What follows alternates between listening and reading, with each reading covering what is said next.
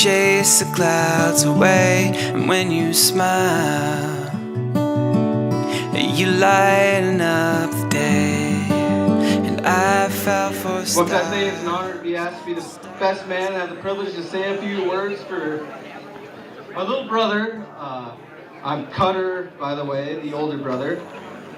And I was asked to be the best man, and I'd been working on the speech for a few years, so it would have been pretty awkward had he asked someone else.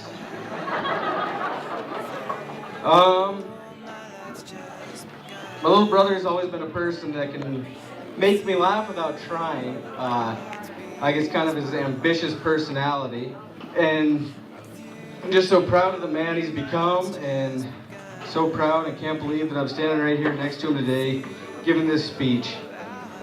So let's raise our glasses or whatever you have in front of you and toast a happy couple. I couldn't be prouder. Look at these two.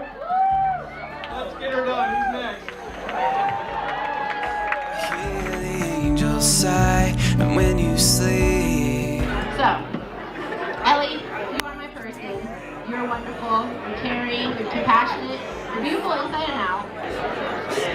The thing I've learned most from you two is you don't marry the person you think you can live with, you marry the individual you think you can live without. You two have shown me what love really looks like. How blessed you are to celebrate your love on this beautiful day. I know there are many happy years of love and togetherness ahead for you. Everybody, get your glasses ready? We're raising them! Mr. and Mrs. Martin. As one, our hearts beat as one.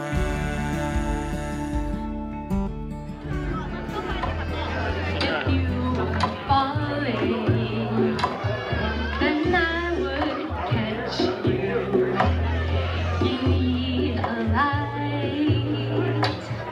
I'd find a match, 'cause I love the way you say good morning, and you take me the way I am.